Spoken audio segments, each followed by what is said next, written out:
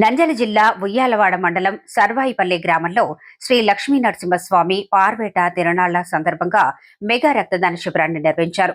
సర్వాయిపల్లి గ్రామ యూత్ ఆధ్వర్యంలో Allagadda blood donors team సహకారంతో ఏర్పాటు చేసిన ఈ శిబిరాన్ని ఉయ్యాలవాడ ఏఎస్ఐ ప్రతాప్ రెడ్డి ప్రారంభించగా అహోబిళం ఆలయ ప్రధాన అర్చకులు కిడాంబి వేణుగోపాల్ స్వామి ముఖ్య అతిథిగా హాజరయ్యారు.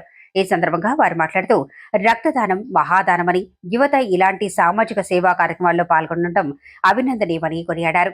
ఈ శిబిరంలో సుమారు 40 మంది స్వచ్ఛందంగా రక్తదానం చేయగా సేకరించిన రక్తాన్ని నంద్యాల బ్లడ్ సెంటర్ నిర్వాహకులకు అందజేశారు. అనంతరం అతిథులను గ్రామ యువకులు ఘనంగా సన్మానించారు. ఈ కార్యక్రమంలో ఆళ్లగడ్డ బ్లడ్ డోనర్స్ టీం అధ్యక్షులు మహమ్మద్ హుస్సేన్ ఇతర సభ్యులు పాల్గొన్నారు.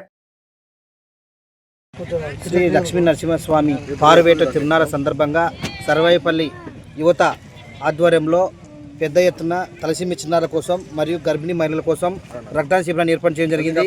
అలాగే ఈ కార్యక్రమంలో అహోబిళం ఆలయ ప్రధాన అర్చకులు వేణుగోపాలాచార్య గారు పాల్గొనడం జరిగింది. అలాగే ఏఎస్ఐ ప్రతాప్ సార్ గారు కూడా పాల్గొనడం జరిగింది. నిజంగా ఇంత పెద్ద ఎత్తున 35 మంది 40 మంది దాకా యువత తలసీమియా చిన్నారుల కోసం, తలసీమియా వ్యాధి అంటే ప్రతి 10 రోజుల కోసం రక్తం ఎక్కించుకోవాలి. వీళ్లకు రక్తం అందకుంటే వాళ్ళకి ఎటువంటి ట్రీట్మెంట్, ఎటువంటి ఆయువు ఉండదు. కేవలం రక్తంతో మాత్రమే వాళ్ళ ప్రాణాన్ని ఇంకొక 15 రోజులు మనం ముందుకు తీసుకుపోగలం.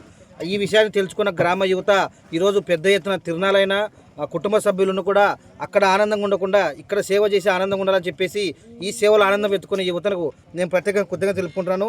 నంద్యాల బ్లడ్ సెంటర్ బ్లడ్ అచ్చు. హలో, నమస్కారం.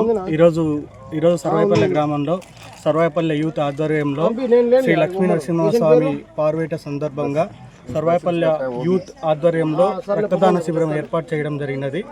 ఈరోజు రక్తదాన శిబిరానికి సుమారు 35 నుంచి 45 మంది దాకా యూత్ వచ్చి రక్తదానం ఇచ్చినారు. సో తలసేమియా అండ్ గర్భిణీ స్త్రీలకు, తలసేమియా పిల్లలకు వాళ్ళకు రక్తం ఎవ్రీ 15 డేస్కు మార్చాల్సి ఉంటుంది.